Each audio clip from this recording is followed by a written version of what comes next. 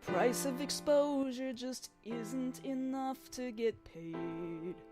You cry in the bathroom when I say your mid-rolls make viewers say bye. Why so sad? You aren't even locked in a contract unless it helps me. Now you're making me mad. I may have misnamed all your videos, but that's your bad. You'll be back, soon you'll see, 'cause your videos belong to me. We have rules, don't you read? We'll enforce them arbitrarily.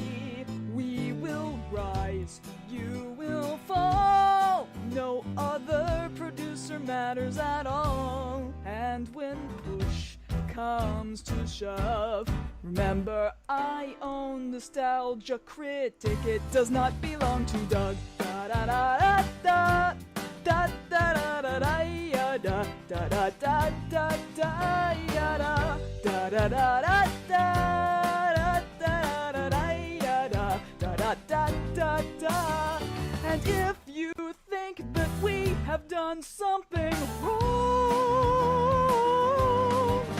we sincerely regret you feel that way so long.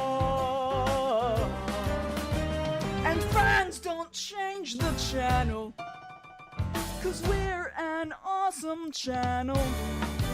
My sweet, submissive channel. You'll be fans of this channel forever and ever and ever and ever and ever. We use Skype, not email. It's your own fault if you miss details. You'll get canned after surgery. Oh, did we mention our misogyny? Maybe yes, maybe no. You might never know if you're let go. Well, that's it. Guess I'm done. If you need to reach me, please don't, 'cause I'm busy playing Xbox One. Da da da da da da da da da da ya da da da da da da da da da da da da da ya da da da da. Call of Duty. Da da da da da da da da ya da da da da ya da da da da da da ya da da da da da ya da.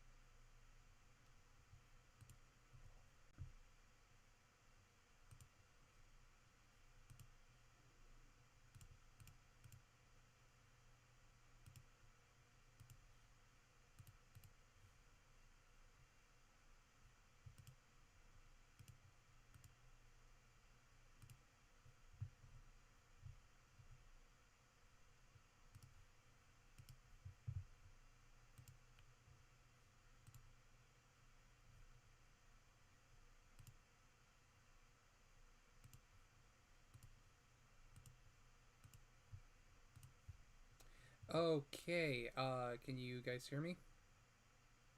If, can you guys hear me? Let me know in the chat. Alright, so, let's see, we just got a new subscriber, that's always good. What's the chat saying right now? Depression says, "'Tis I, the light bringer." Alright, good stuff. And I'm just kind of playing around with the audio settings. I'm not sure what's going on. Okay.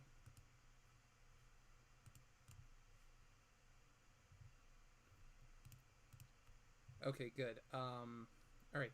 So, let me see if I can find the link to my donation. Wait, there are cheese movies since Relative Depression. Okay. We currently have about 5 viewers. That is very good. So I'll just go ahead and start the countdown. All right. Never mind. Hang on.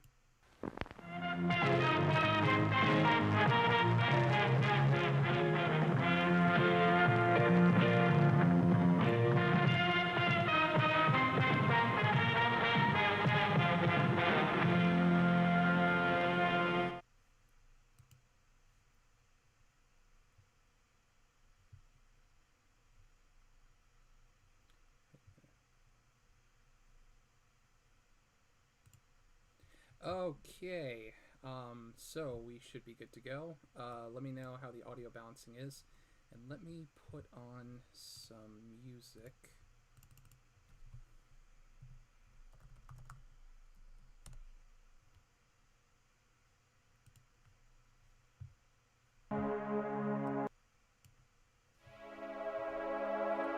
Okay,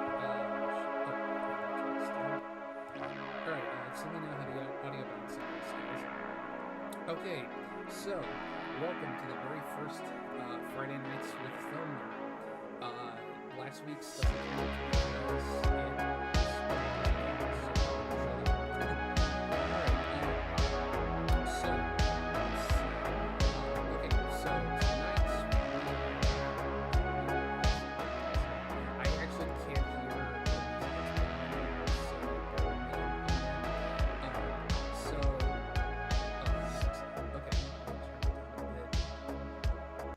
Okay, how's that? Is that better? Okay. Anyway, so, oh, it's still too loud. Okay, yeah, let me go ahead and fix this. Okay, how's that? Oh wait, let me turn it down. Okay, is that better? Is it still too loud? Let me know. Okay, so while we wait on that, okay, so for tonight's stream, I am going to be reading. Hang on. People are still saying the music's too loud. Okay. Hang on. I turned it as far down as I could. Let me know if you guys can hear me at all. Can you? Okay, cool. So, like I was saying, we are going to be reading. Well, I am going to be reading anyway from the Not So Awesome document. Now, to get you guys up to speed on what exactly that is, so there was this website called Channel Awesome, formerly known as That Guy with the Glasses, and what they hosted a bunch of film this 4 miles away. Thanks, Rogue. All right. Okay. How about now? Well, actually, okay. Yeah, I'm sorry. I'm working with a snowball mic, so I'm trying to find a good place to set it. Anyway, so. This website hosted tons of content producers. They would produce videos mostly on a lot of nerdy topics like movies, video games, cartoons, TV shows, etc. And it was pretty popular. I can attest to it personally. I used to visit the website a lot when I was in college, and I watched a lot of their videos. But around 2013, I want to say, things started to fall apart. A lot of content creators left the site to go do their other things, and a lot of it was, and nobody really knew what was going on. But then in 2018, a bunch of those content creators who left got together, and they wrote a Google Doc called Not So Awesome. Let me pull it up real quick. Yeah, as you can see, I'm not really prepared for this. Let me check in on the chat. Okay, yeah, Rogue is in the chat. We currently only have five viewers. That's always a good sign. Yeah, I want to see if I can add the Streamlabs link to this.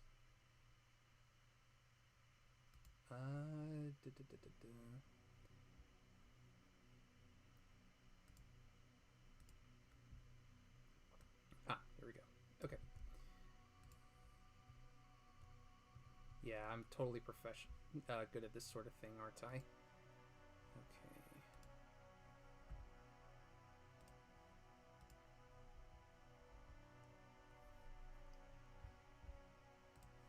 Alright, I'll just pin this. I'll just add this to the chat.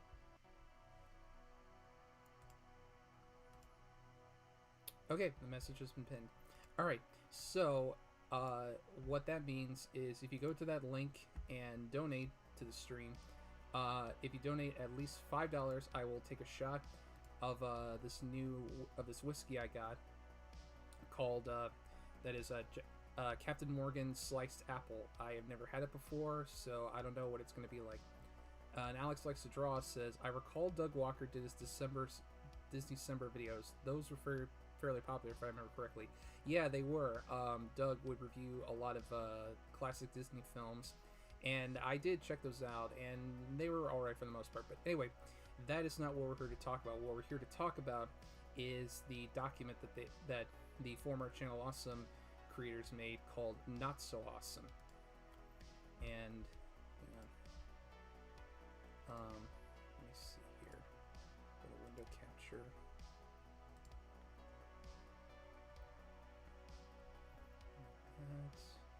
Okay, here we go. Done. Alright, so here is the Google Doc itself. As you can see, it is very long. It is 73 pages in length. I'm not going to be able to go through the entire document because there's just so much. So, what I'm going to do is, for this stream anyway, I'm going to be looking at reading through one section at a time, and maybe I'll do another one if you guys want to. So let's scroll the way up. Yeah, we got the forward here. I'm not going to read through this because that's not what we really want. Let's see. We're going to start with Alison Prigler, aka Obscurus Lupa. So she would do videos on a lot of doesn't sound very... Oh, I'm quiet? Okay. Sorry, I'm still working through all this. Let me know if you guys can hear me or not. Still trying to figure this whole thing out. But anyway, so Alison Prigler, when she was Obscurus Lupa, she mostly reviewed a lot of B movies, a lot of lesser known genre films, like the kind of shit that I would like to review, but nobody really checks out those videos. So, but anyway, so she is first one up, and she has a lot of complaints on here. So let's get started. Okay, so first up, we were not employed by CA as Channel Awesome. Channel Awesome simply embeds videos on their site. Outside of the anniversary movies, no contracts were involved. The only people paid are the people involved with the Chicago crew. So the Chicago crew refers mostly to a lot of the people who are based obviously in Chicago, like the main producers, like Doug Walker. What do you mean things start? Sorry, I'm looking at the chat. Relative Depression says, what do you mean things started falling apart? Doug's new show was a success. Don't you remember Demo Reel? Oh, yeah, Demo Reel. We'll get to that. But anyway, so the Chicago crew refers to like Doug Walker, Rob Walker, Brad Jones, and those guys. Doug is especially considered like the top talent, you know, kind of the head of the website. But anyway, now we're getting into some of the big stuff. The biggest of their numerous problems is Mike Mashad, the site's CEO. There were two other CEOs when they started, Mike Ellis and Bhargav Dronamraju. I'm sure I mispronounced that. Both of whom are no longer with the site. The name Greg occasionally appears in this document. This is Mike Mashad's brother, who handles the scheduling of producer videos. Now, with Mike Mashad, Doug Walker's going to copyright strike the stream. I fucking hope so. I mean, shit, if he copyright claims this, then, you know, I'll have officially made it. So, Doug equals talent? Yeah, I know, right? But anyway, so the thing with Mike Mashad is he's very bad at what he does. Depression says, Doug Walker's shit is always entertaining. Maybe not for the right reasons, but you can always enjoy it ironically. Yeah, I guess that's true, but at the same time, I don't really like the idea of giving his content any sort of support, even if it is just ironically. So, but anyway, let's okay, just making sure everything's good. So Mike Mashad, let me look him up.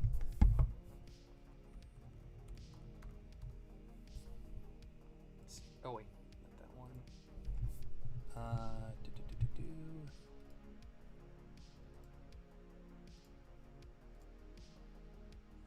No, that's not a big of a picture.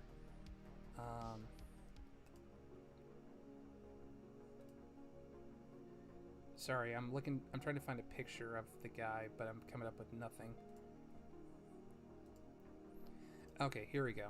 This should do it. Okay, where's the cap? Okay. So this guy, this bald fucker right here, Mike Mashad, he's the guy who quote unquote ran the site. And by ran the site, I mean he kind of just ran it into the ground. Like by all accounts, he did not know what he was doing. Apparently he would just like sit on his ass a lot of the time and just play video games, which is probably why I don't post many videos on my channel other than just shitty unboxing videos. But again, this guy was supposed to run the website but did not know how to do that. So yeah, so that's where a lot of complaints in this document are going to come from, is from him. So let's continue. Mike owns the IP of the Nostalgia Critic character and is a majority shareholder in the company. So that's another issue, is that even if because I'm sure a lot of people would want to see Mike Mashad removed from the site. Well, unfortunately, he's such a big presence on the site that it'd be impossible to get rid of him. So there's not really much that can be done about that, unfortunately. Sorry, just adjusting my mic.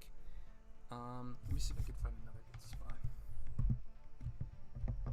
Okay, this should be good. Let me guys know if you can still hear me or not. Again, I'm still working through all this. Relative Depression says Mike Mashad looks like he has a nutsack for a chin. Yeah. Admitting he's a gamer. Tisk tisk. Yeah, I know Goodly draws. I know. But anyway, let's keep going.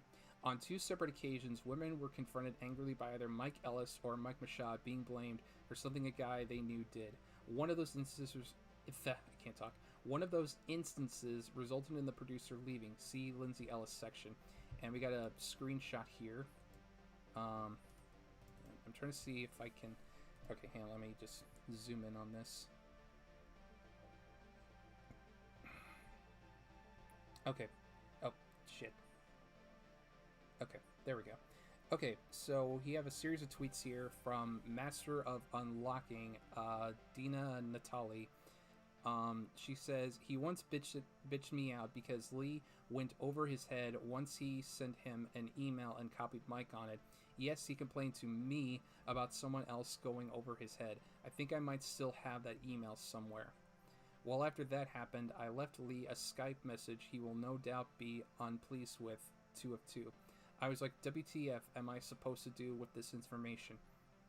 Did he think was as annoyed by Lee as he was, and I was going to commiserate with him over it? I'm sorry, I don't know these words. Like that was so much TMI. Found it. This irritated me, considering that Mashad and I had no other issues like this with any of the other producers, and it was definitely not cool that Lee had emailed Mashad after talking with me. Did he think I wouldn't find out about that? In case it hasn't been made clear enough already, communication was terrible, and Lee just wanted to make sure that his email was seen by one of the higher-ups, but Ellis acted like copying Mashad on the email was a betrayal of some kind. It was weird. Yeah, so as you can see, not good, not a good working environment Channel Awesome was. Let's see. Sorry, I'm just looking at the chat. Dead Channel XC, him giving the rights away from Doug, that's the stupidest things he's done. Yeah, it certainly is. And then Depression says, Mike owning the rights to NC pretty much shows that Doug had a side from the beginning. Yeah, that sounds about right. Checking my Discord really quick. Okay, nothing new. Alright, So let's get back to this. Uh, Frequently, if a guy spoke up, it was ignored. If a woman spoke up, they were labeled troublemakers. Mike would frequently try to bully them. Most of the women felt very uncomfortable talking to him. It was a repeating pattern that he would be more aggressive towards someone speaking up if they were a woman. At least 3 of us were kicked off the site for that very reason, when male producers who did the same thing are still on the site. Yeah, that's very shitty and very one-sided. Just checking the chat really quick. Yeah, Alex Oof is right, of course. But anyway, I wanted to take a moment. Yeah, I only got 4 viewers in here, which that's a good sign. But real quick, I just want to reiterate: if you guys want to go to the Streamlabs link and send in a donation, if you want to, and remember, if you send in $5 or more, I will take a shot. So, you know, if anybody wants to see me get progressively more and more drunk as the stream goes on, then go right ahead. But anyway, let's get back to the document. Okay. More details in Sean and Holly's sections, but CA was aware of sexual harassment from Mike Ellis for at least 2 years and did nothing. Yikes. When he was finally let go, it was for other legal reasons. They were also aware of a prominent producer who was grooming female fans and coercing them into sex and failed to take action for years. Yeah, that's not good. Let's see, what is the chat? Goodly Draw, sexism isn't good. Yeah, that's a big understatement. Oh, and we got 3 viewers. That's nice. Dead Channel XD, they still post content on people who left the site. Yeah, that's weird. Anyway, let's see. All communication was done via a Skype group chat with all of the producers. We did not communicate through email, and Mashad would disappear for long periods of time. No one wanted to talk to us. Yeah, that's a good sign that the guy running the site doesn't even want to talk to you. So yeah, it's always good to know. This progressively gets worse. Yeah, it does. It really fucking does. Anyway, the people we were told to talk to were Mashad, Rob, and Holly, HR. When Holly was fired, it was just those 2. Mike was so against being involved with or doing anything that he eventually became silent CEO, which meant it was just Rob, who also didn't want the job. Anytime we came to him with complaints, he would call us children behind our backs. Yeah, again, very hostile work environment. Doug is not considered anything but talent, yet frequently is part of business calls and the like, including ones highlighted here. He also is occasionally part of company decisions. He is more involved with business than he likes to let on, and is also involved as a human being and face of the company. Well, yeah, because for the longest time... Sorry, just taking a drink of my water. The site was called thatguywiththeglasses.com, and he was literally the face of the website, but then they changed it to just be Channel Awesome to reflect the fact that Doug was like the main attraction to the site. So anyway, let's see, we currently have, let me check and see. Okay, we got, including myself, 5 people in the chat. That's good. Yeah, you know what, I know I sound like I'm ungrateful or whatever, but I don't know, I'm just glad that there's even, like, you know, one other person in this chat, let alone 4, you know, so thank you guys so much. Depreston Doug is the Homelander of Channel Awesome. I mean, excuse me, I still haven't seen that show, but you know what, I agree, that sounds about right. Anyway, let's get back to this. They were so unaware of anything going on with the site that Rob thought someone asking for an interview was a producer. Wow. Communication was the worst. They would never tell us anything. It was like pulling teeth to get answers from anyone. Frequently, we would find out things after the fact and have to come to them to find out what was happening. Blistered Thumbs. Okay, so quick little background on Blistered Thumbs. Let's see. Have you considered asking the Discord? Okay, let's see. Let me see if I can... Okay, hang on. I might have to... Let's see if I can... I'll just do it in Flexing.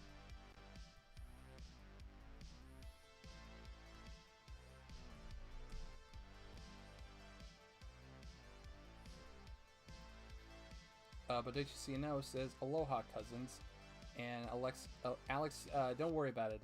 Don't you're totally fine. Don't worry about not being able to donate. Once again, you just being here means the world to me. I'm very grateful. Let me see if I can do something about this.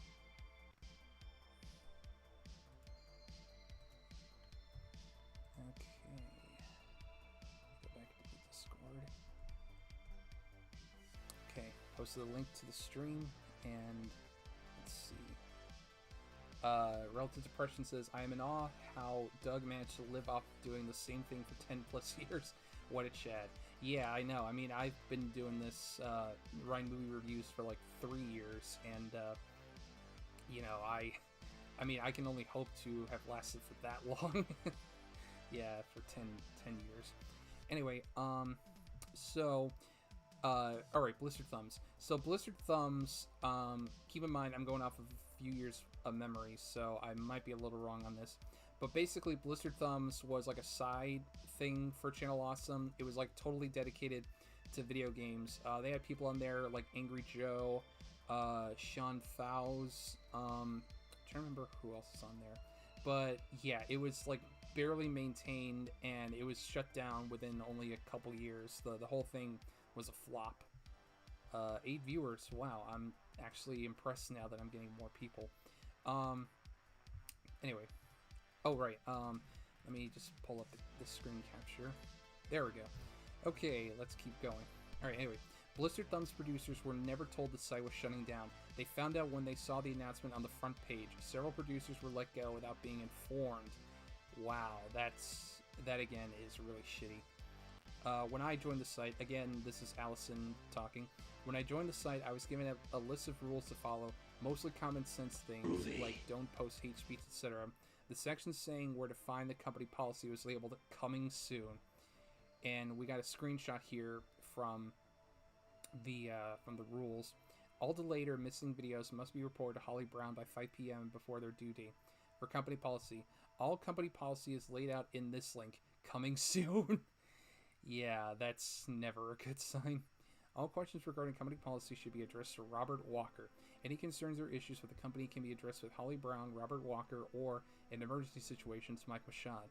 So, they clearly knew how to run this site. I mean, a film. Oh shit, DePreston. DePreston came in, donated with a $15 donation. Thank you so much. Saying, who's a worse Wario, Jew Wario or Musk? I don't quite know who Musk is, but I'm gonna say Jew Wario. Anyway, if you guys give me just 1 second.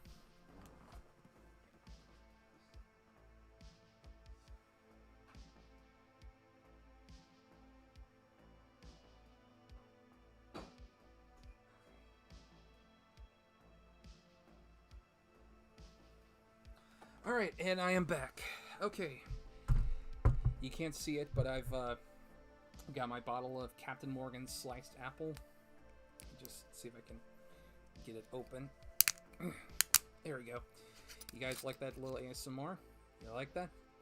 Oh, Elon. Okay. Well, as far as I know, Musk wasn't a pedophile, so I'm gonna say Jew Wario was the worst Wario. Anyway, just pour the shot. There we go. Alright. Anyway, so DePreston, this one's for you. Oh! Ooh! Oh, man. Ooh! Ooh! Oh, that's good stuff. That is some good stuff right there. Alright. Let's get back to the document. Okay.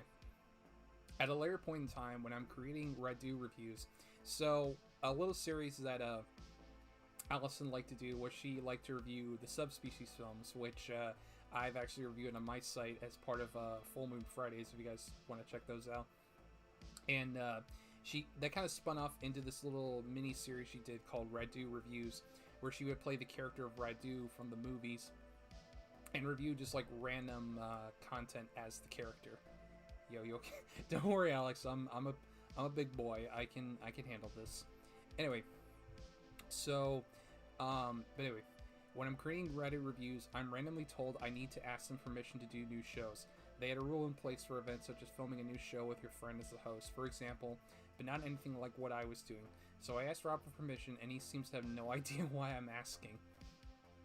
And then years later, Phelan, Phelan Porteous is also known as Phelis, was another content creator on Channel Awesome, and he and Allison actually became boyfriend girlfriend, and I believe they're still together to this day, so good on them. But anyway, years later, Phelan is astounded to find out this list exists because no one who came onto the site before me got these rules or were told about them. The rules were arbitrarily enforced, and usually if they wanted an excuse to get rid of someone anyway. At one point, they sent a written reprimand to Welshie that was meant for said panda because they couldn't tell the difference between them. Wow, so that just shows right there even more how truly incompetent they were. There were 2 donations. When was... Oh, Bodacious CNO. Okay. I'm terribly sorry. Again, I can't hear when it goes off, so bear with me. Anyway, Bodacious CNO sent in $1 saying, on behalf of Alex. Well, thank you, Bodacious. That is greatly appreciated. Thank you. Anyway, let's see. Okay, Phelan received a reprimand for tweeting a joke making fun of the demo reel twist by saying he was going to reveal Phelis was Sub-Zero the whole time. He was told to apologize to Doug personally. So, somebody in the chat mentioned that sorry, I think the rum's starting to get to me. So Demo Reel was a mini-series that Doug did. Oh, another donation came in. Thank you, Bodacious. Bodacious sent in $5.01 saying, rule number 2, double tap. In those moments when you're not sure the film nerd are really drunk, don't get all stingy with your shekels. Yeah, absolutely. Alright, well, that's another shot for me to do. Hope you guys are enjoying this. At this rate, I'm never going to finish this section of the document. So, cheers. Oh! Oh, man. And Depreston, god damn it, Depreston sent in $5 saying, and here's a shot for Alex. Are we gonna watch the Dog Walker game show? I don't know. Maybe. I was just wanting to do the document for today. For tonight. So, god damn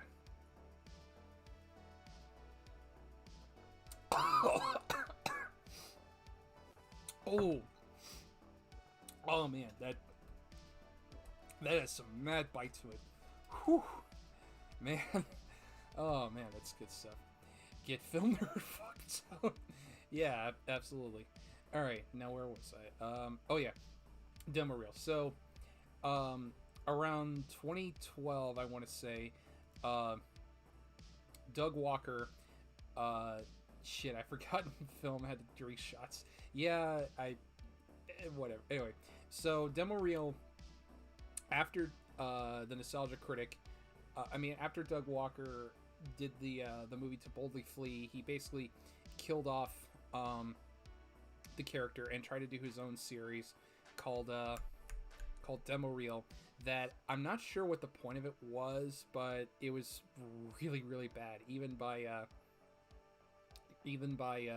Doug Walker standards. So, yeah, objective of the stream is to hospitalize film. All right, well, you got a lot to go there. Anyway, let's get back to the document. Doug knew nothing tech-wise to the point of endless frustration. He didn't know how to record commentaries. He would just have people in Chicago sit close to the camera and record it on the onboard mic.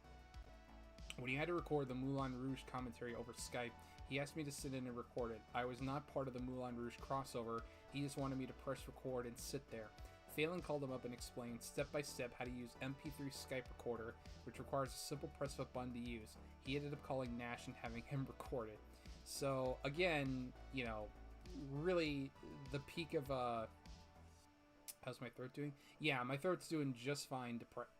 Depression. Sorry, I get you and the other guy mixed up. So, but no, I'm doing fine. But yeah, that right there just shows, you know, the kind of people who are running the site. They didn't even know how to use a simple feature on fucking Skype. Anyway, so during my earlier days on the site, we would have to fight to get slots for the day, but especially during the holidays. Doug proceeds to hog the slots with his lazy Disney December vlogs. So yeah, I guess they were kind of lazy because for the most part it would just be voiceover with like, you know, clips from the movie playing, and not even like, you know, edited clips. It was usually just like trailers or still frames or what have you. Anyway, they considered conventions a waste of time despite their contradictory belief that they should do all their advertising locally. They hated that we went to MagFest because of a bad experience Doug had there once, despite the fact we all paid to go there on our own dimes. They never wanted to pay anyone. One of the DVDs, they held a cover contest for fans where they asked for Drew Struzan style artwork for $100 plus a link to their DeviantArt on the cover. They were shamed into upping the price to $300. Skitch did the soundtracks for the anniversary movies for next to nothing, and Michaud was furious when he tried selling the music because he was under the belief it belonged to them. Every decision felt self-motivated and uncaring toward other producers. It was the Doug Show. Yeah, that's very true. Because like I said before, Doug was kind of like the face of the website. So basically he had final say. Oh shit, I just realized I didn't have the capture on. There we go. Okay. I mean, you guys can't really read along with it anyway. But nonetheless. Okay. So, Pop Quiz, Hotshot / Indiegogo. This should be fun. August of 2013. Crowdfund $90,000 for their pop culture game show, Retro Pop Culture Challenge, later Pop Quiz Hotshot, a comic review show, Awesome Comics, and another game show revolved around video games, The Gaming Gauntlet. 40-something episodes were promised of Pop Quiz Hotshot. Then CA films at least a dozen versions of the pilot and test episodes. Some of them include the same questions / contestants. Their filming is due to the studio not being sound dampened. Because of this, they filmed Nostalgia Critic episodes in the office where it is smaller and there's less echo. They tried to rig the questions so the contestant would win, but accidentally switched the cards so it went in Doug's favor. Doug splits the prize, a $100 gift card. They had to be told to have prizes by Holly. The game show was Mashad's idea and no one else wanted to do it. The Indiegogo rewards are 6+ months late. March of 2015, a year and a half since the show was promised. After Indiegogo threatens to investigate, Mashad forces Doug and Rob to release the first episode of Pop Quiz Hotshot, which they were all embarrassed about. And then, as you can see here, we got an email, presumably from Indiegogo about the whole debacle. The sub note of Bila. Oh, we got another donation from Bodacious CNL for $5. All right. Doug, Dead Channel XC says, Channel Awesome DeviantArt, full of Doug Walker inflation. Yeah, that sounds about right.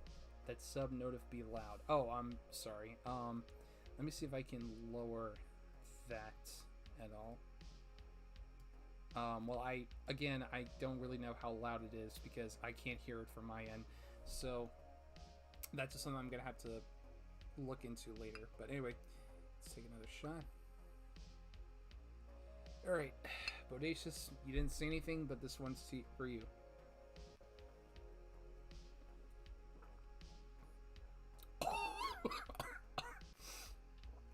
Ooh. Ooh, that's good stuff. You know what, that actually isn't too bad. Alright.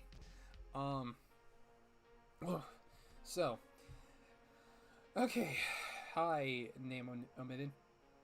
Thank you for sharing your concern with us. At this time, the campaign Channel Awesome's New Shows and More is under review to ensure that it adheres to our terms of use.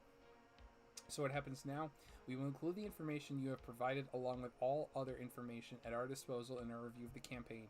In some cases, we will contact contact the campaign owner to have them edit their campaign, and it will remain on our platform. If the platform doesn't follow our rules, we may remove the campaign. We may also restrict the campaign owner's future activities on Indiegogo. To protect our users' privacy, we're unable to share the action we take. And Indiegogo, we take this very seriously, and we greatly appreciate your patience and understanding throughout this review process. To learn more about Indiegogo's, please know that you do not need to contact us again. Doing so would create a new ticket and... Okay, never mind. Let me check the chat again. A challenger approaches. Okay. Alright. After 12 episodes, the show is canceled because that legally covers them as an effort to fulfill their Indiegogo goals. Awesome Comics begins production using the old game show set in March 2016 and ends March 2017. The gaming gauntlet never materializes. So, basically, they duped people into giving them money to fund a bunch of shows that never really got off the ground and were almost immediately canceled. So, yeah. Again, these people really knew how to run their shit. So, what are you going to do? Stream updates. Okay. Sorry, I'm just checking the Discord. Papa Rogue. Wait, is Rogue in the chat right now? Oh, no, it doesn't look like he is. Okay. Alright, never mind. Hang on, I'm gonna shut the door.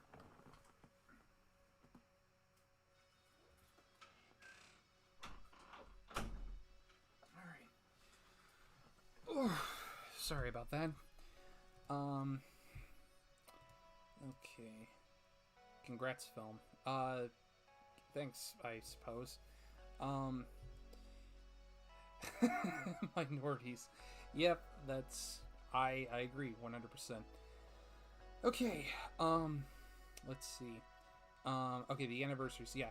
So the anniversaries were movies that Channel Awesome shot every year to celebrate the anniversary of their website. Scamming people out of money. He could have just made merch. Yeah. Oh, okay, he subbed. Sorry, I didn't see the notification. Oh, Gavin subscribed. Thank you so much, Gavin. I really appreciate it. Penis Pinos. Yep, that sounds about right. Let me see if I can pull it up. Yeah.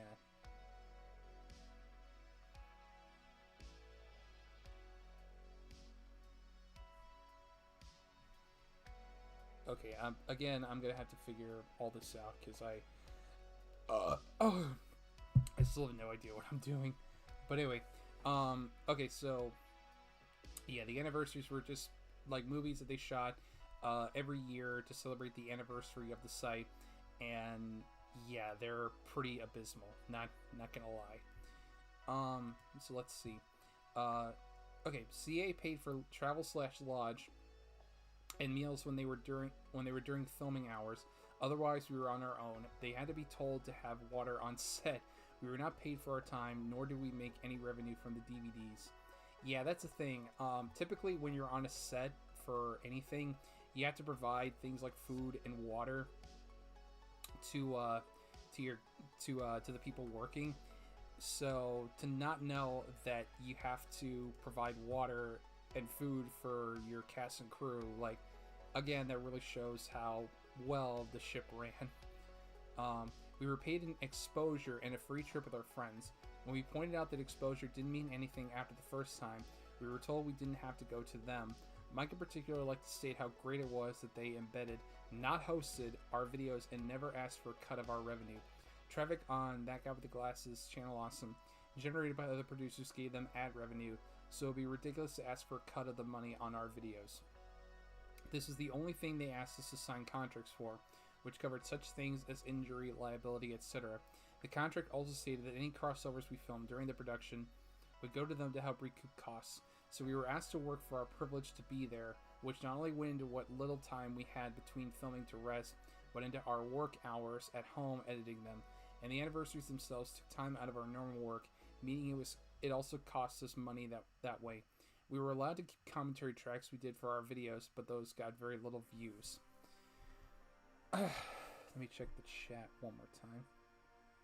He is not people, but it's still wrong.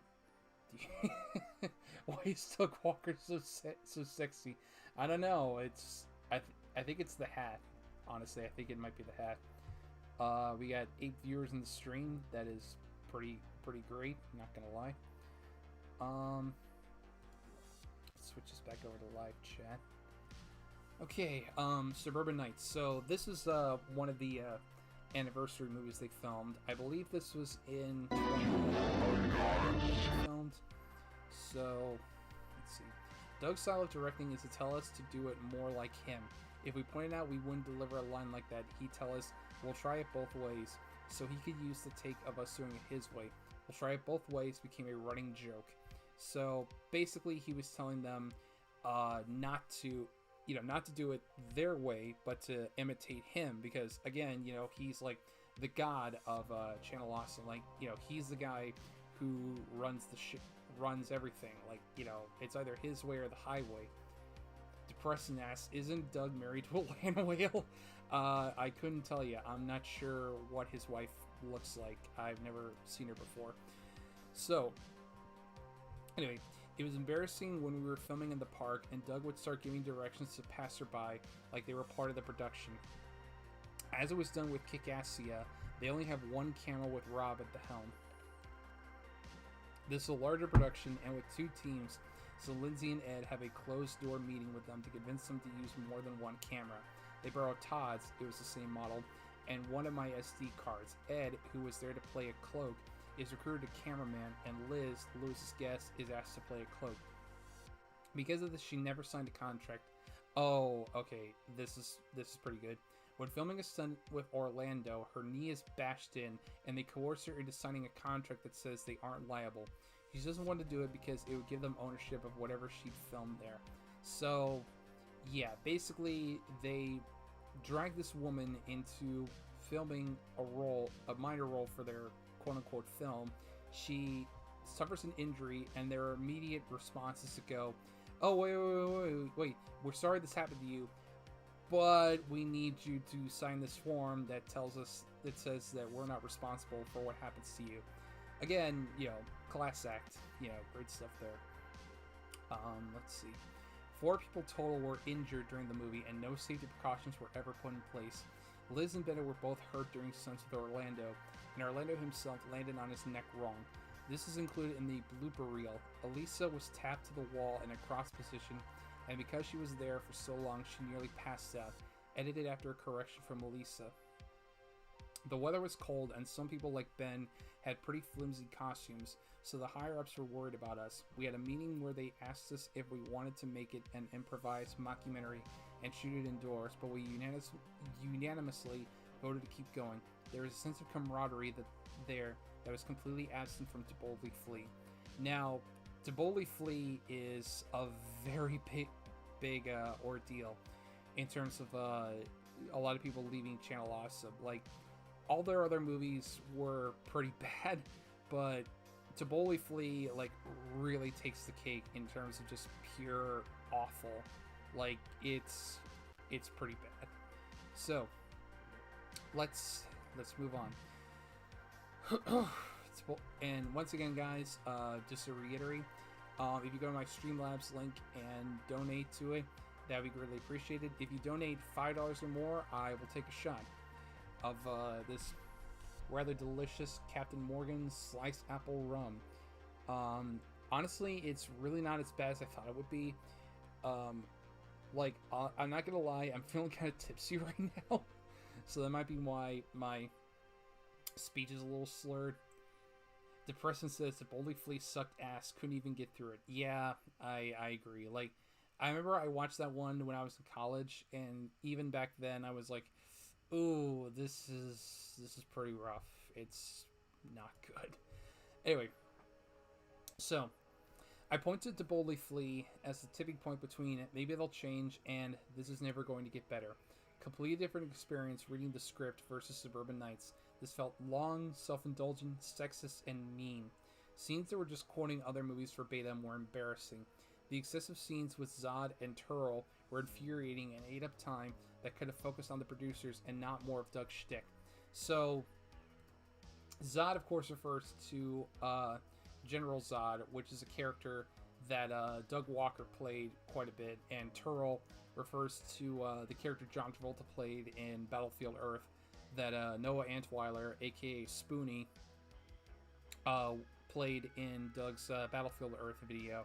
And I guess people like the character so much that they incorporated it into To Boldly Flee. But anyway, I never received a To Boldly Flee DVD. Neither did many fans who bought them because they messed up the orders and it was never fixed. The crossovers to recoup costs were not required, and during To Boldly Flee, things were so absurdly overscheduled that we were too exhausted slash annoyed to make them. During a meeting, Mashad/Doug try and guilt us into making crossovers to cover costs such as effects. Phelan was half of the effects team, so this is equivalent of asking him to pay himself. We make a stand and tell them no, eventually coming to an agreement that we can make 2 crossovers and keep 1. I threw out the script of the crossover I was planning with Brad. So, if memory serves, I believe what she's talking about is Allison and Brad Jones, aka the Cinema Snob, were planning on doing a crossover review of the Nicolas Cage movie Vampire's Kiss, but that never happened for various reasons, and they eventually did a video on it, which unfortunately is lost because Brad Jones is a bastard and basically screwed over a lot of the friends that he supposedly had at Channel Awesome, including Allison. So, yeah, because of that, we'll never see that video again. Anyway, the scripts weren't given out until the 11th hour because Doug and Rob were fighting over it the whole time. We barely had time to read it, and most people didn't. We only had about a week to film this 4-hour movie, and that's only because Holly begged them for an extra day. Every day Doug scheduled 2 days worth of work because he assumed having proper equipment / crew would make things go faster. Yeah, that's not quite the case, to be honest. Alright, anyway. No one was informed that Doug was killing off the nostalgia critic. Most of us found out only if we read the scripts. Todd and I found out earlier because Doug called us to ask if they could conclude the love triangle storyline we'd set up in our own videos and then mentioned it offhandedly. Doug asked if he could use the joke where Todd was stalking me in the movie, and his version of that was apparently me being told a cold, heartless vacuum for turning down my stalker. I go on a date with him by the end. Other than that, we were never asked for our input on the movie scripts. There was a scene in the script where it implies Mecha is raping her off screen, and she and Lewis had to fight with them on set to say they wouldn't do it as scripted. It's still in the movie, but slightly different. Doug did not understand that it came off as offensive. Yeah, so Mecha was the character that Linkara created on atop the fourth wall, and when Allison's saying her, she's referring to Lindsay Ellis. So yeah, there was a scene originally in the movie that was going to be an implied rape scene, and that was going to be a joke. So we have here a screenshot of the script, and it says she tries running for the door but rushes with lightning speed and closes it. He approaches her as she backs up against the wall. He holds up his hand, which now has a sharp device shooting out of his wrist. Resistance is comical. He approaches with the device, her eyes widen in fear. Then interior use exit strategy upstairs hallway. Film Brain approaches the door, mug still in hand. Alright, I'm gonna have to do a Film Brain voice. Nostalgia chick, Linkara, there's a meeting downstairs! Loud, suggestive thuds beat through the walls. Power drill noises and squeaks ensue, punctuated by chick squeals and moans. No! Oh, no! Don't put it there! Do not resist. Submit.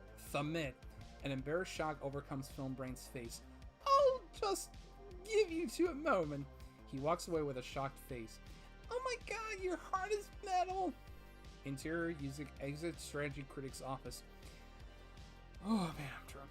The crew's assembled. Film Brain returns, horrified. Fuck, I gotta do a set panda voice. Film Brain, you look as if you had 2 people having sex. How would you know that? On French, we know. What? Alright, critic. Well, are they coming? boy, that's a loaded question. What? I mean, no, they're getting busy, keeping busy with heterosexual extracurricular activities. Yeah, pure comedic gold, right? Hypocrisy at its finest. Yeah, absolutely, Alex. That's very true. I'm just looking at the chat right now. Bodacious CNL, one's in Lindsay Ellis from Channel Awesome. Lindsay Ellis was sexually assaulted. Yeah, pretty much. She pretty much was. Goodly Draws. It's kind of hilarious that the two most outspoken feminists were told they would be involved in a joke like that. Yeah, that is true. Depreston says, and aren't both of those vocally against rape jokes, like specifically those two more than the rest of the cast? Yeah, that's very true. All right, yeah. Again, just good times all around. I can't imagine why they decided to leave the site. I mean, who would want to leave this? Okay, Lindsay was also uncomfortable with the fight scene she and I had, and she pointed this out when we were on set. Doug had no idea what to do, so his response was just to make us do it. Much of the dialogue included lines about the age of reviewers ending and made it seem like we were retiring because Doug was, which really hurt all of our feelings. It seemed to be throwing us under the bus. So, yeah, so I guess the rationale was, oh, Doug's ending his series, so I guess that means we're ending ours too. Well, guess we're out of luck. Oh wow, we've been going for 57 minutes. Alright, I said I would do this for about an hour. Should I keep going? Chat, let me know if you want me to keep going or not. Because if not, I can just go ahead and end this, because it's almost been about an hour, and I said that I would do this for roughly about an hour. And again,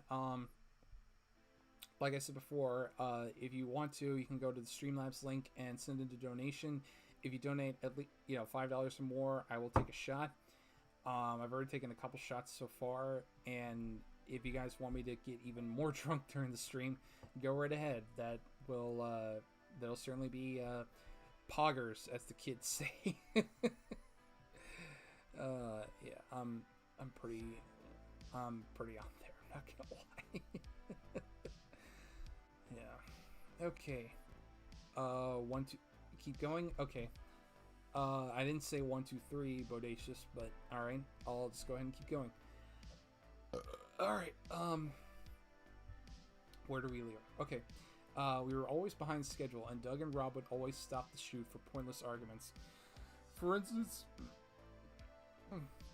sorry, I gotta take a drink of my water.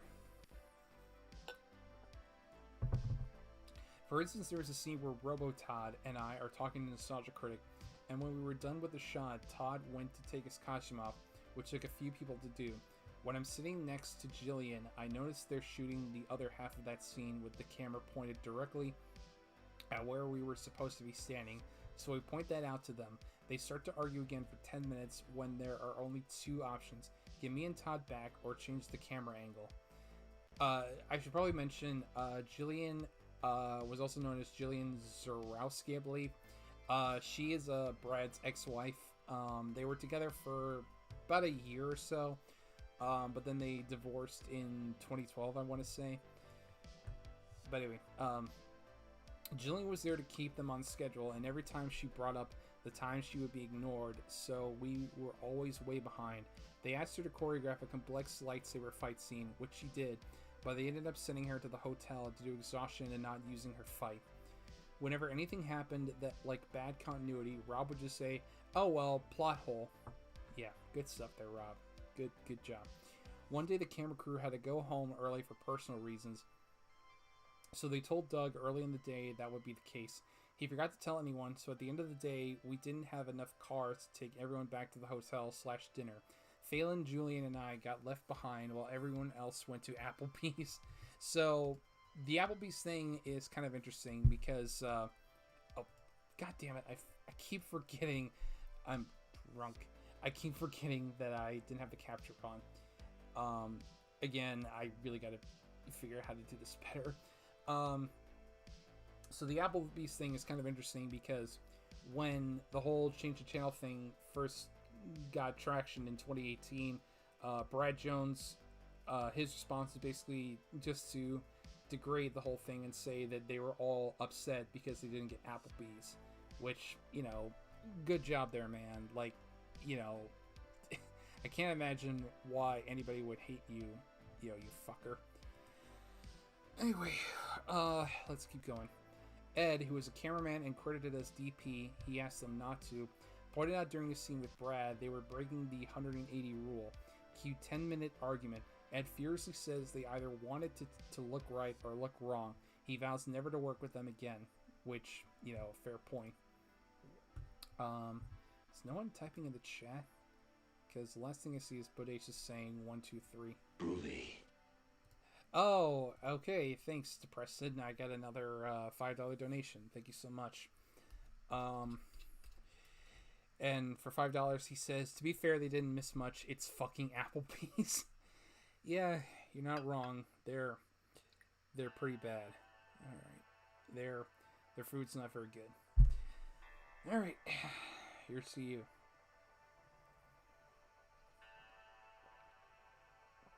Ew. Oh. Whew. That's some good stuff right there. Let me see who all is in the chat. Oh, it's 3 people right now. Good stuff. Apple Bapples. Alex says, can Film truly drink as much as Rogue Internet Man? You know what? I'll bet you I could. I mean, that fucker's got like over 20,000 subs, and I just only have like 60 some odd subs. But you know what? God damn it, I think I can drink him under the table. Like, Rogue, if you're watching this, which I know you aren't, because why would you? This stream is honestly pretty cancerous. But if you want to, man, I challenge you to a drinking contest right here, right now. We're going to see who can drink each other. You know, I challenge you to a drinking contest right here, right now. Depression says Rogue is an endless hole of alcohol. Yeah, that sounds about right. Alright, anyway. There was an article I was reading. There was a document I was reading. Okay. So, there's a scene with a bunch of the cast passed out on top of each other on the floor. So they called a bunch of them into the basement to film it and kept them there even when they weren't shooting. Eventually someone asks Ed if they're even on camera, and he says no. They had Phelan's foot in one shot. One day was an 18-hour shoot, and the next day, after 3 hours of sleep, we were asked to film the big party scene. They asked us to film 2 different endings, despite being overscheduled and exhausted. Once that is over, they want to film a green screen bit with Phelan. Phelan points out he can film it at home, which would save them time they didn't have, and after waiting forever, they say yes. We're driven to the hotel to sleep, and our heads barely hit the pillow when my phone rings. They want Phelan to shoot the green screen part. He's the angriest I've ever seen him. We make it to the lobby where Rob is waiting to drive us back and make it halfway down the road while explaining the situation before Rob makes an executive decision to drive us back to the hotel. So, again, you know, really good stuff right there. Sorry looking up to see if Quentin Reviews is also involved in this mess. I mean, not really. I mean, Quentin Reviews did do a video on To Boldly Flee, which I honestly would kind of recommend. Like, I mean, I'm not the biggest fan of his stuff, but Bodacious, you know, can I join? Come from a long time of high functioning alcoholics. You know what, Bodacious, I would love to have you on, but maybe for a future stream, because this is the first official stream I'm doing, and I'd like to do this solo, just to see if I can carry a stream by myself and not have to rely on anybody, you know. So sorry, man, but maybe not today, but you know, on a future stream I might have you on. So just saying, sorry, Bo, but maybe next time. Anyway, I had a document I was reading. They never asked him to film the green screen bit, and it's not in the film, so they went through all of this right here for nothing. Good stuff. Not a single person wasn't miserable except Doug, who had no idea how badly it had went. He thought this was a grandiose send-off that everyone was happy with, just completely in his own world. They had to have a private meeting with him to tell him the state of things. Once shooting was done for what we knew was the last anniversary movie, they weren't even planning on having a wrap party. We ended on planned one. Doug was late. He gives us personalized goodbye letters. Yeah, good deal. Boda and Film would be a kick-ass duo next stream. Yeah, absolutely. Is Bodacious a boo? I don't know. I mean, maybe. I'm at the drink. Oh no, you're fine, Bo. You're fine, Bodacious. You're fine. Don't worry about it. I was calling out Rogue for that for that for that. So don't worry about it. Anyway, they assumed Phelan would do the 3D effects for the flying houses and such, and Phelan pointed out to them he's not a 3D animator. After the movie was done filming, they do a contest to find 3D animators. When Noah left the site, Phelan got the rest of his effects load. A separate team of FX folks was created in Chicago as well. They had little to no communication with Phelan. When Phelan finished an effect and sent it to Doug, Doug responds with, "Love it, love it, love it, love it, love it." Later they ask Welshie to try and stealthily find out if Phelan was half-assing the effects, because I guess they wanted more debris in the shot. Welshie just directly goes to Phelan and tells him what they said. Phelan's feelings are hurt. All they had to do was tell him they wanted more debris instead of sneaking around. Again, good stuff. Like, I can't imagine why anybody would want to leave this site. I mean, Alex likes to draw. I like how both Liz and Film are getting shit-faced on their own respective streams tonight. Yeah. Well, you know what? I'm probably more sober than Liz is right now, and I can say that because Liz is not in the chat right now. So fuck you, Liz. Okay. Oh, is Sarn Speculation in the chat? Okay. Sarn Speculation. Hey, baby boy. Liz is streaming at the same time. I'm watching you on my phone. Liz on my computer. Well, thank you, Star. I appreciate that. You're always welcome. Okay, the Uncanny Valley. So, the Uncanny Valley was kind of different in terms of the anniversary movies in that it wasn't a full movie. It was more like an anthology film where Liz is never sober. Yeah, that's true, depressant. She's always drunk.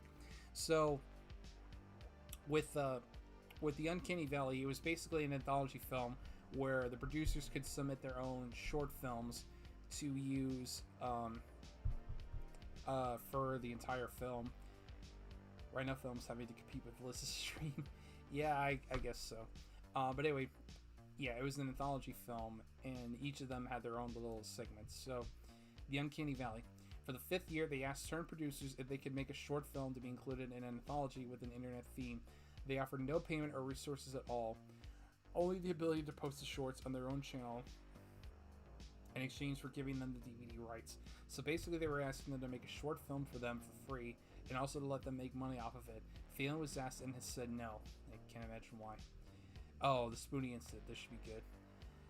Okay, so I'm trying to remember the whole situation. So basically what happened was there's a producer on the site named Jezu Otaku. Okay, I didn't have the this capture screen on, but anyway, but it's fine. Anyway, so what happened with the Spoonie thing was that there was another producer on the site named Jezu Otaku who was a woman, but has since transitioned into a man. They go by Jacob Chapman, I believe, but at the time they were a woman. And Spoonie tweeted out this really awful tweet saying like that he would like show her love, his version of love, which involved a basement and like duct tape or whatever, basically making a rape joke, and that's not very cool. Oh, is there no music playing? Hang on. Okay, let me turn the music up just a little bit so I make sure you. Okay, you guys can hear it. All right. Oh, and it's a little. Okay. Just there we go. Okay.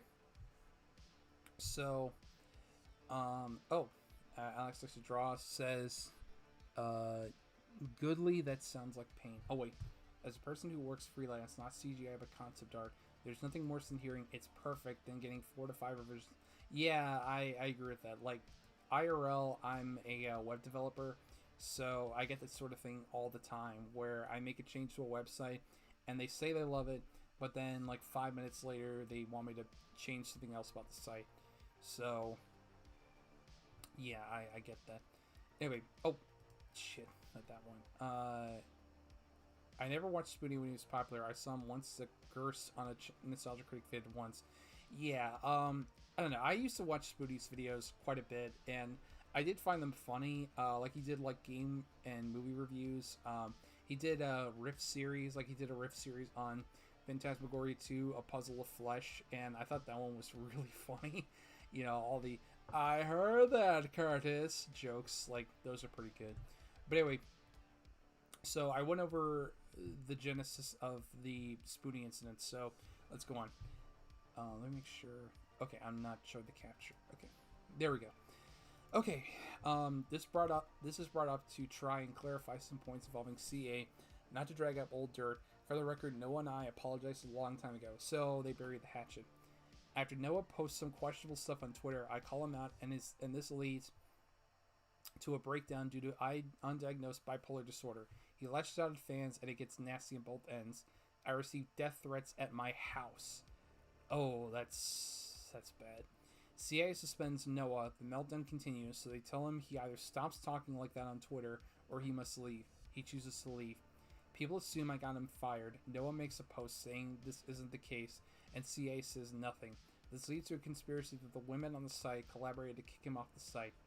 CA wants to suspend me for posting about the incident and specifically about context and rape jokes. I said nothing about CA and it broke none of their rules. Decide against it because Phelan is doing the effects for To Boldly Flee and they don't want to lose him. I receive a written reprimand. A new page of rules is given to some producers, not all, which includes activity on social media. Yeah. Again, like, the more I read this, the more I realize that, you know, maybe Channel Awesome wasn't such a well-run website. Maybe the people who ran it had no fucking idea how to run a website. Like, you know, some good stuff right here, folks. Some good stuff. Producer grievances. Oh, this should be good. In 2013, everyone on the site is fed up with the terrible communication and broker promises to the point of all coming together and giving the higher-ups a list of grievances. This leads to a series of calls where we were divided into groups to discuss our issues with them. I tell them that the way To Boldly Flee was scripted made it sound like all of us were retiring along with Doug, and the site should have been informed he was getting rid of the character since it affected all of us. Rob laughs it off by saying he was only thinking of it as a story, and my point is never addressed. The To Boldly Flee DVD was put up on the site store with a release date before Mike even contacted Ed to get them made. I was there when he called him. I asked Mike why that was, and he responded that it takes 2 weeks to make DVDs.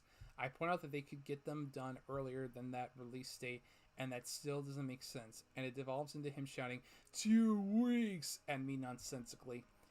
One of the promises in their response to this list of grievances was to give us newsletters to update us on what was going on with the site. They proceeded to do 2 by email and 1 on the internal site before giving up. One of these newsletters hilariously tries to tell us that the anniversaries have stopped because of the weather. Okay, I'm just making sure. So you're not excited for Channel Rogue? Yeah. Don't say things you don't mean, film. Yeah, no, absolutely. I don't mean any of the stuff I say. Ugh, depressing. So are you not excited for Channel Rogue? Like, no, I'm excited for Channel Rogue. I'm sure he could probably run this a lot better than Doug Walker and company ever could. Like, honestly.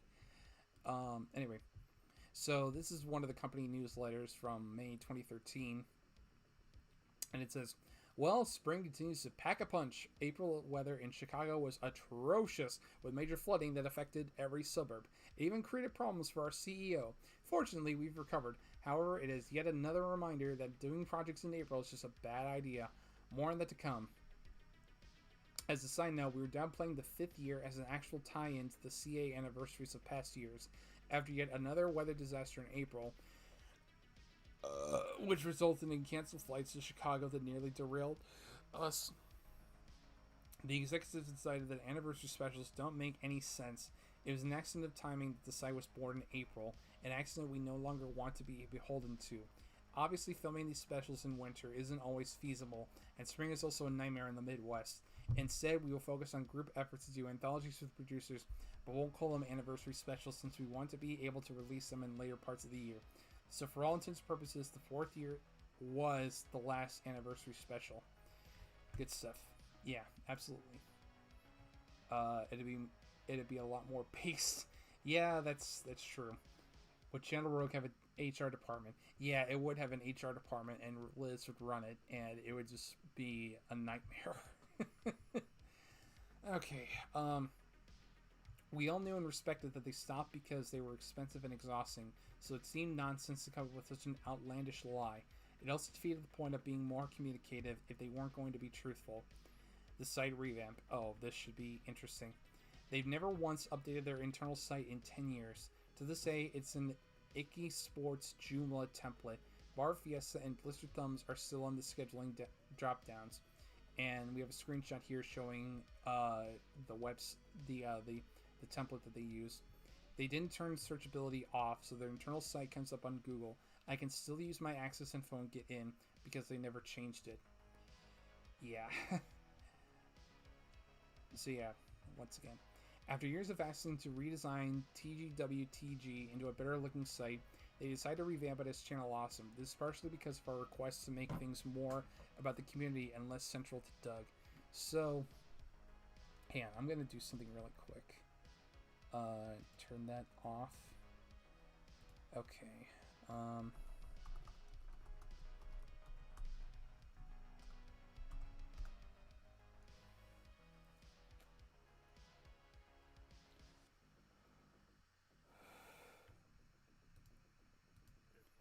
Okay, let me try the Wayback Machine. Just kind of want to show what the site used to be like.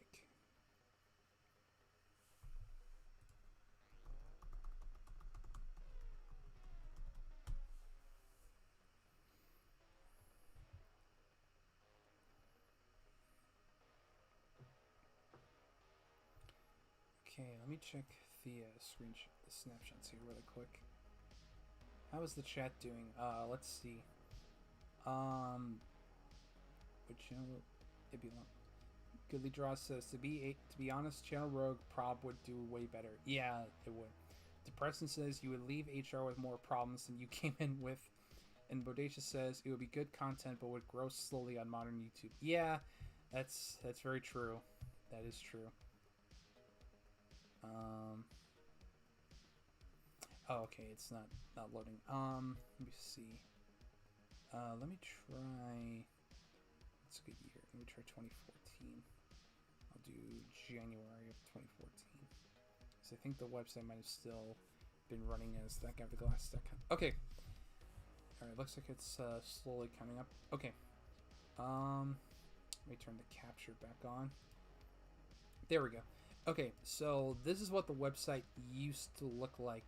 You know, again, not necessarily awful looking. I mean, I've seen worse, but yeah, this is still running as is back in like 2014. You know, so not that great. I mean, it's functional, but it's not good. And then if we go to channelawesome.com, which is the current website, yeah, this is what it looks like right now. And again, it doesn't look terrible, but the fact that they haven't updated this in years, like, really says something about the way they're running things. And what do you know? Most of the content that we see on here is from Doug and Brad, almost as if they lost all of their previous people. And yeah, look, if you go to Channel Awesome, it's all, you know, Doug stuff and then shows. It's just archived shows, Brad and Guru Larry. So yeah, clearly they really know how to run a website. Yeah, good stuff.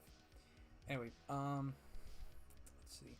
They released it with a banner with Doug and all of his characters, and also a bee from a 1-second joke in his Jurassic Park 3 video.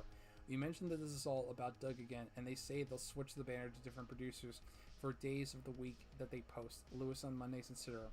We point out there's more producers than weeks of the day. None of this matters because we know they won't do it, and they don't. Yeah, exactly. Like, I remember on the site's banner, there was like a weird bee flying around, and I had no idea what that was about. And apparently, it's from Doug's Jurassic Park 3 review, which I really don't remember. Wasn't the only content creator Guru Larry?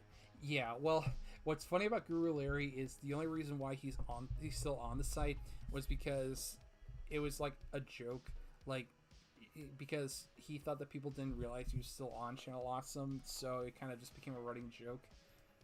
Let me check. I just want to check my Discord really quick. I intentionally got. Sorry, I'm just looking at my Discord. Star Speculation said, I intentionally got filmed to say baby boy. I regret my actions. Yeah. Alright, anyway, let's get back. I just noticed it's been 20 minutes since the last donation. Once again, I would like to reiterate, if you guys want to, you can go to the Streamlabs link in the chat at the very top and send a donation. Any amount is greatly appreciated. If you send in $5 or more, I will take a shot. And progressively get more and more drunk during the stream just to make it that much more entertaining. So have fun with it. Anyway, let's get back to this. Okay. When Mike is looking for a site designer, the first people he asks are the ones who designed the White House webpage. They quoted him $50,000, so he goes with a $100 template. Again, smart guy right there, absolutely. One of our requests for ages was to have a page that listed who we were and what our videos were about, instead of a massive drop-down menu of just names and pages of links and no descriptions. That was promised but never delivered. You know, I mean, what else should they expect, really? He said it again. Alright, I must have missed it the first time when I said it, so... Anyway. Alright. They did ask for us for show descriptions, which they lost at one point, and for us to make trailers for our shows. We did, but they were never posted. They set up an automatic scheduling system, which almost immediately breaks and was never fixed. At this point, I stopped posting to the site for a month, and they never noticed. Sorry, just taking a drink. It took them 6 months to remove a cutoff drop shadow from the banner. They brought on a massive amount of people when they set up the new site, and it was a horrible time to do it because it flooded the front page every day with producers visitors were unfamiliar with. All of our views and comments instantly tanked. Fortunately, this is around when Blip/Maker went away, and most of us had switched to YouTube, where we were building our audiences. Chicago crossover. Yeah, so towards the end of her tenure at Channel Awesome, Allison did do, like, a few more videos for Channel Awesome. Oh, we got another donation. Sorry. I just missed it. Bodacious CNO sent in $1.08 saying, stream snipe Liz. Yeah, absolutely. Okay, let's see. Okay, so for Chicago crossover, Allison did 2 videos. She did a crossover with Nostalgia Critic on the movie A Talking Cat, and Shut Up and Talk was an interview series that Doug did with various people, including Channel Awesome producers. So let's see. Sometime in 2013, 2014, I am barely making ends meet with Blip's ad revenue, so I start to use more mid-rolls in my videos. Around this time, I go to Chicago to film a crossover on A Talking Cat with Doug in his studio. Rob keeps interrupting to read off IMDb trivia for their Things You Didn't Know About Ghostbusters video. No one pays us the courtesy of silence when we're trying to film. Doug has to continually tell them to be quiet, and they act like we're not there. While I'm in Chicago, I filmed an episode of this talk show, Shut Up and Talk, which was never released since I was gone before it was edited together. They would sit on these interviews for months and months. Before filming, Doug offhandedly mentions one of the questions will be what I base my funny voice on. I tell him it's based on nothing, it's just me. When we begin filming, he again asks me what I base my voice on. I reiterate that it's not based on anything, I'm just doofy sometimes. He makes fun of me for using the word doofy because he's never heard it before. It doesn't seem to believe me when I say I'm not imitating someone. The concept of comedy that is not directly ripping off something is baffling to him. Yeah, again, good stuff. Keck. Yeah, absolutely. This is top pure Keck. Okay. Outside of 1 or 2, we do not go over the questions ahead of the interview. In the middle of the goofy questions, he asked me what the hardest thing I've been through was and how I got through it. It's very awkward. At the end of the interview, Doug and his guests will improvise something as the credits play. I can't do improv. I'm doing pretty badly, so Doug says, You'll never make it in this business! And that's how that ended. Mashad waits until everyone leaves and I am alone on the Shut Up and Talk set to corner me and ask me why I have so many mid-rolls on my videos. I tell him to make enough money to live. He says my use of mid-rolls and Phelan's use are causing people to put on ad block and affecting their revenue. Their revenue is down because they killed off their flagship show and sunk a bunch of money into a useless game show. He tells me people were complaining in the comments and he left the mean ones up as a hint to me instead of, telling me like the CEO of the company should. He also lies and tells me other producers were complaining to him, which the others confirmed was not true. This is very hostile and makes me uncomfortable and upset. I go to the bathroom and cry. After I pull myself together, the only person around is Doug, so I tell him what happened and how uncomfortable I was. He says he'll look into it. Shortly after, Mike and Doug call me on Skype to tell me they're limiting the number of mid-rolls we can use. I tell him I think they're overstepping their bounds. Doug says he disagrees. No mention is ever made of Mike's aggressive actions in Chicago. Mike proceeds to give me tips on making more views, such as posting on specific days. I had been posting on Sundays for 3 years. I stopped doing a set schedule after that because I felt it didn't matter if no one noticed. He says I don't make enough videos, one a month. I was making 3 to 4 videos a month, including just completing a 2-hour retrospective. He didn't seem to think videos outside of my main show counted. Doug tells me I should just make more videos like his TV show vlogs because that's just his work ethic. I nearly quit right then and there. For at least a year, I was debating when, not if, I would leave the site. So, yeah, a lot of people were wanting to leave the site, like Allison, pretty early on. I'm just checking the chat really quick. Still only got 5 viewers right now, which, thank you guys so much. I really appreciate it. Depression says Doug is as creative as Christian. Yeah, that sounds about right. Yeah, that's pretty accurate. Okay, getting the boot. Now, this is where Allison pretty much leaves the site. So, here we go. Patreon comes along. A lot of folks are using it, and this seems like a great way to make money and not have all the mid-rolls that annoy people. I set one up and put a link on the internal site to be added underneath my latest video. It does not appear there, and as usual, I have to contact them myself to find out what's up. I asked Mike why he wasn't there, and he tells me they won't link to crowdfunding campaigns or e-baking. I try to explain that it's a payment for a service, but he's already decided what it is. He eventually stops talking to me. Later on, he apologizes for not responding, which is the only thing he's ever apologized for. So, yeah, in the years that they've known each other, he's never apologized for anything except for that. So, again, good stuff. Okay, let's see. I'm tired, sorry. Alcohol tends to make me sleepy. Rob messages me and tells me adding Patreon along with the mid-rolls is a slap in the face to fans. I asked him about promoting their Indiegogo, and Rob says that was executive authority. I also point out Mike J's NerdQuest campaign was promoted. Swain makes a video weighing the pros and cons of Patreon, and they do not allow him to post it. After word gets out and people guilt them, they say we can do a bumper for Patreon on our videos. After I make one, they randomly tell us they have to be 30 seconds long. I post my minute-long video anyway because they never watch the content and don't notice. Again, some great stuff. Alex Likes to Draw says, I like how Liz is wheezing over a guy carrying a body pillow in public, and Film's been having a legitimate discussion the whole time. Yeah, take that, Liz. Starting speculation, we get to see 2 different sides of the internet. Yeah, I guess that's a fair point. All right, and then down here we can see I think this is a Skype. Yeah, this is Skype chat, and it's the official CA producers chat, primary business chat, and we get a message here from Robert Walker from Wednesday, April 30th, 2014. Yeah, let me take a sip of my water. Just to clear my throat. Okay, second, sure. Alright. Some updates. It's a repeat for those already in the meetings with us, but we thought we'd give you some of what we've come up with. 1. Patreon can be used. It can be advertised on your own websites, blogs, etc., and producers can put short ads at the end of their videos on TGWTG with any pertinent information. Think, similar to Angry Joe's Go Here ad for his website at the end of his videos, so you're allowed to bring it up in your video. However, we are not putting direct links below the video.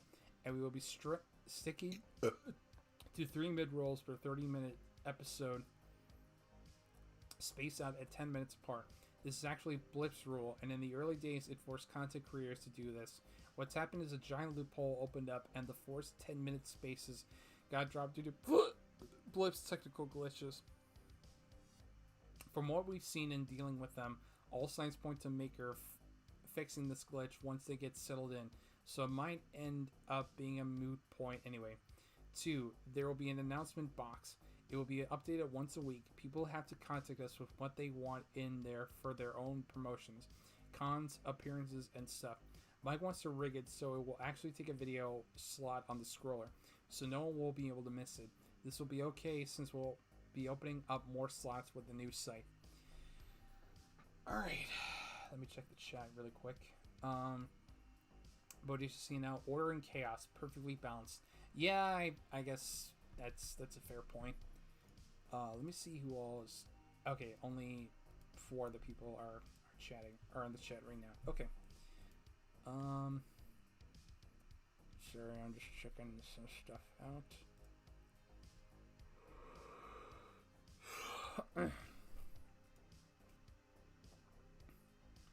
I'm just checking the Discord right now in Rogue's server. Depressant says Rogue Films saying he can outdrink you. Asterisk said Film couldn't outdrink a baby. Charlotte Pupastinky, even I could outdrink Film, and I legally can't finish this insult. Well, you know what? Fuck you guys. I think I can outdrink you all. You know, absolutely. You know what? In fact, hang on, let me do something really quick. I'm gonna go to... Well, hang on. I first want to turn up the capture. And by the way, I hope you guys really like the logo that I'm using for Friday Nights with FilmNerd.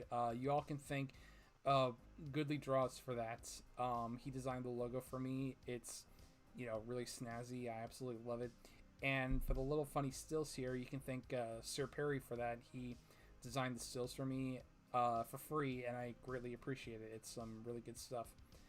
Let me see here. I'm going to get the shareable link.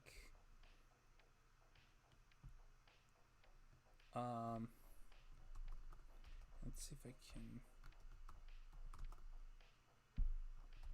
Okay, I can't ping everyone in Rogue server.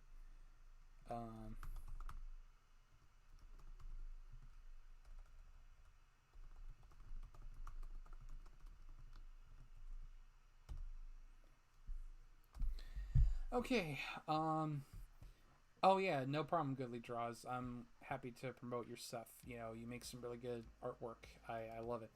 Anyway, oh shit. You don't need to see that. Okay, let's go back to the document. Okay, here we go. Late 2014, early 2015. Months later, I see they're posting links to Brad's Patreon. I post in the Skype chat asking when this was okayed and why they didn't tell us, and bring up Rob's slap to the face message. I ask for an apology. Mike says I didn't need to bring up what Rob said because they were still on the fence at the time, and I point out the issues I mentioned in the bullets above. Things get heated, and Mike tells me we can discuss this in a private chat. This is a tactic he frequently uses so he can bully someone privately, so I told him no. Okay, sorry, just checking the chat. Mike messages me separately asking if I have time for a call. I tell him no, because I'm very heated and don't want to talk in that state of mind. A couple hours later, I am away from the computer filming, and he and Doug message me for a call. After 15 minutes, Mike tells me because I'm ignoring them, they're taking me off the site. Yeah, good stuff. So, basically what she's saying is they want her for a call, but she can't make the call because she's busy. So, they're like, oh, well, you're not going to be a Skype call with us? Well, fuck you. You're not a part of the site anymore. So, goodbye, bitch. Yeah, they basically just kicked her off the site, which, again, you know, just a really tightly run ship there is that that Channel Awesome is, isn't it? Just look at the chat. Okay, just more beeps and boops, alright? Okay, document. Alright. This is the quickest they've ever updated anything. Screen caps of the Skype text here. There's an Imgur link. Let's click on that. Oh, shit. Wrong thing. I didn't mean to click on that. Okay. Okay, here we go. So, here we go. Do you have time for a quick call? No. When will you? Can you talk to me? Can you talk now? Since you won't take a call and are ignoring us, we have no other option than to inform you that we will no longer be publishing your content on channelawesome.com. All of your past content will be removed from the site as of today. I was away from the computer, but thanks for the firing in the meantime. I'm glad 15 minutes is all that took. Of course, you guys are always available within 15 minutes of asking. Fired someone for not being available in a 15-minute time span. Hey, I asked if there could be a link under my latest vid, and it's not there. I've never put any of those type of links up for anyone. What types? Patreon, eBay, donation, etc. Websites, Twitter, Facebook, title card, artists, charity causes, and merch links are fine. How is it different from Indiegogo or Kickstarter? We've never put anyone's Kickstarter or Indiegogo under it either. But if it's a video, it's okay. As in, a video telling people about the Patreon, Kickstarter, whatever. To my knowledge, since I started updating again, none of those have gone up. What about the This is how the CEO talks to people. What about the Indiegogo for the game show and stuff? Hello? You're just done talking to me now? So question. Brad's video about Patreon was put up, but Suede wasn't allowed to put up his video about Patreon, and we're only allowed 30-second Patreon promotions at the end of videos or something. It took us long enough just to get our fans used to the idea of ads to begin with. Uploading more than the standard 2 ads per video and then offering a buyout option comes off as too much of a slap in the face to them, and we do not want to risk it, says Rob Walker. Just wanted it out there. I was told that adding Patreon to mid-rolls was a slap in the face, so I'm curious why it's okay now. Yes, we did do a Kickstarter, once, as a means to expand programming and ensure that we keep going, so we can provide a constant net space for you guys that won't go under. Since we are providing you guys with a place to post your videos, a large amount of site traffic, and aren't asking for a cut for the producers, we thought this is one time where it could exercise a little executive authority and do one Kickstarter to fill in the gaps. Otherwise, our pledge drives have been based around giving to charity, says Rob Walker. Also, the executive authority Kickstarter. And then Leon Thomas says, so can we post our Patreon videos on CA now? Leon Thomas, I believe, was also known as that sci-fi guy. Don't tell the workers what they need to know. And then Mike says, for Patreon, with the new site, we're allowing it. We're allowing the links, and going forward, we decided to allow one dedicated video. There is no reason to pull up text from almost a year ago when we were still on the fence of what we were going to allow with it. And then Omega, I'm not sure who that is, says, I'm not able to log into CA files, but Czar was able to log in as me once before Christmas from her IP address to post my holiday vid. Does that mean that I have to log in from her IP address, or will I eventually be able to log in from here? And then Mike says, you should be allowed to log in without the IP. Send me a private message and we'll go from there. And then Allison responds, there's a reason to pull up text because no one told us there was a change. All you did was post Brad's video and now you're saying it's okay. It's hypocritical and we deserve an apology for how Patreon was handled. Since it's not a slap in the face anymore. You can't say we were still on the fence is a good excuse for not being hypocrites. Since as far as we knew, you were still on the fence until Brad's video was posted apparently. Also on the fence is slap in the face.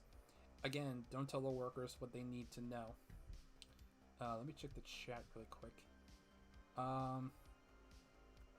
Let's see. Depression says, when the e-girl leaves you, you on red. Starting speculations. Does anyone else wonder what Doug would look like if he got his lips done? I don't know.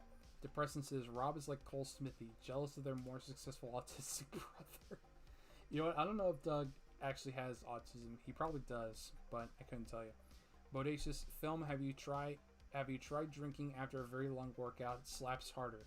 I have not, but maybe someday I'll try. Alex says, not sure, but we know what he looks like bald. And Bodacious says, successful, lol. Yeah, absolutely. Okay, let's see.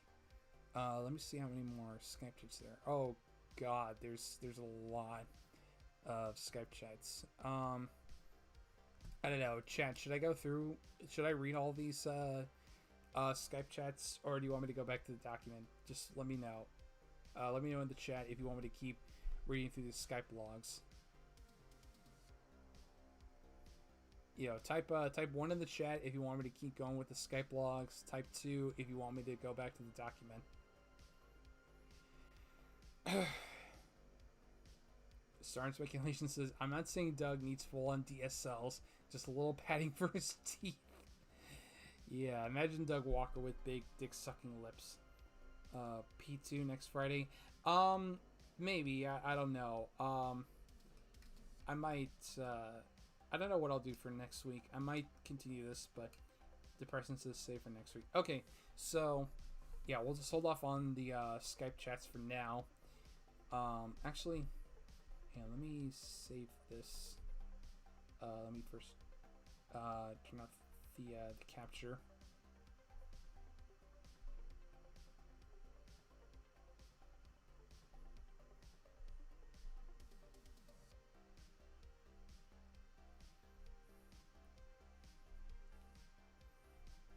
Okay, I saved the link.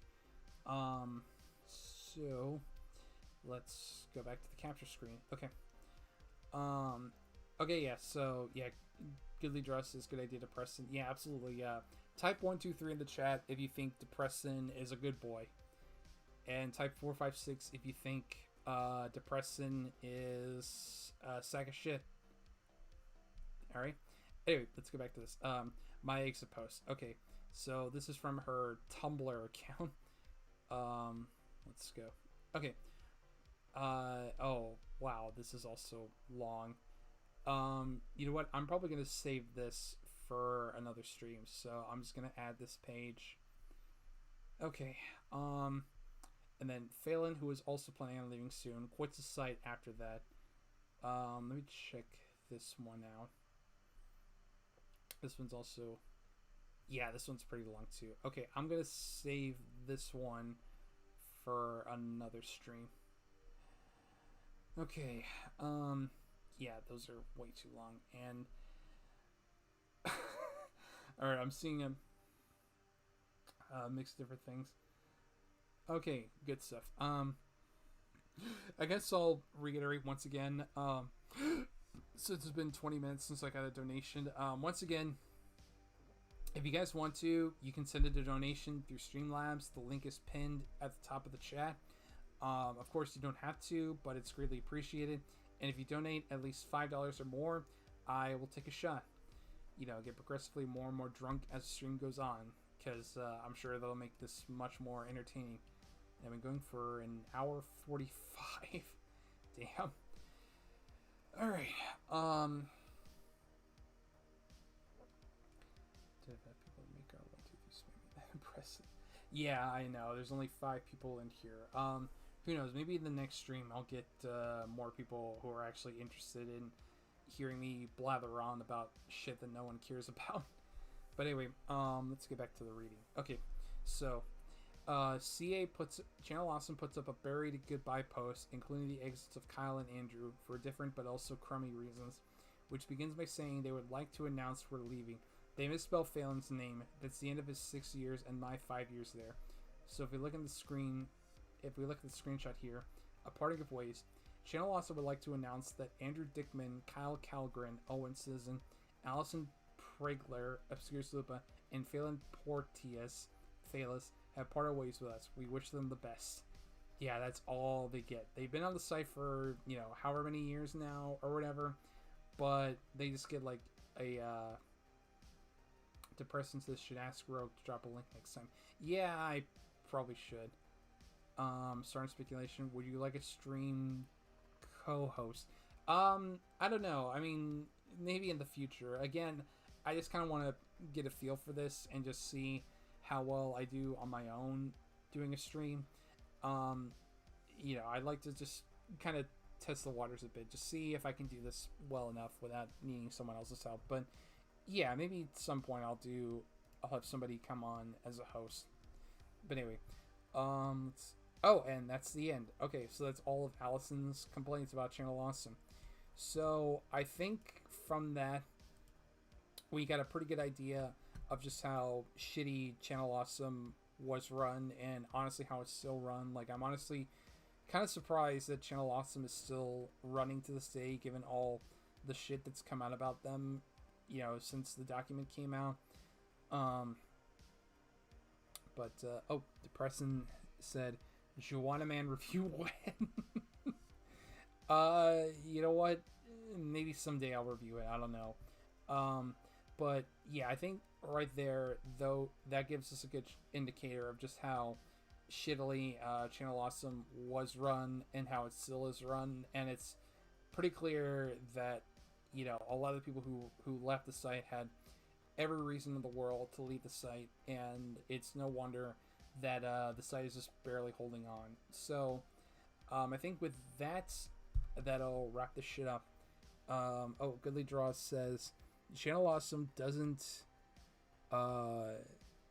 Channel Awesome doesn't sound very awesome at all. Yeah, no, absolutely, it does not sound awesome in the slightest. But anyway, so that was the first major part of the document. I might read some more in a future stream. I don't know if I'll be doing it again next week. But yeah, maybe at some point in the future I will. Oh, shit. Okay. Anyway, since we're now approaching the end of the stream, I look forward to the Bible Man stream. Yeah, I'll see what I can do about that. Anyway, so now we'll just go ahead and do the shilling part of the stream. So let me just... Oh, shit, it's still on the... let me fix that. Okay, where do I go?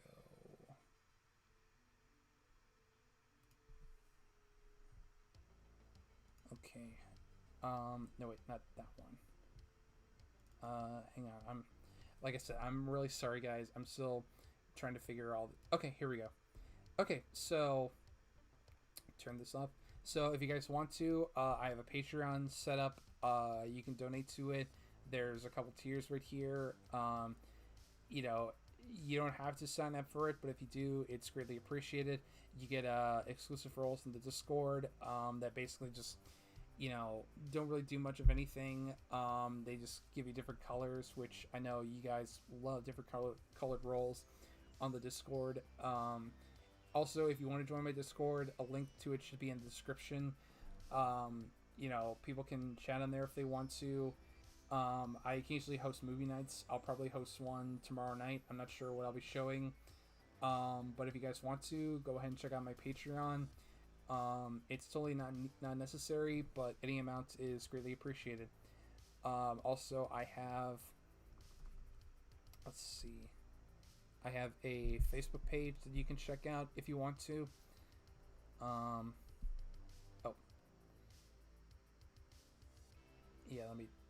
have a Facebook page you can check out to keep up to date on my stuff. You can I also have a Twitter, but it just says banned white names. Yeah, maybe. But yeah, I've also got a Twitter that you can check out if you want to. I post when my reviews go up, and then I also have a Ko-Fi account if you want to give me more money. But don't feel like doing the Patreon route, you can go to my Ko-Fi and donate to it if you want to. Again, totally not necessary, but any amount is appreciated. But yeah, I think that'll close out the stream. So thank you guys so much for tuning in. Thank you guys so much for the donations. And until then, I guess I will catch you in the next stream. Take care.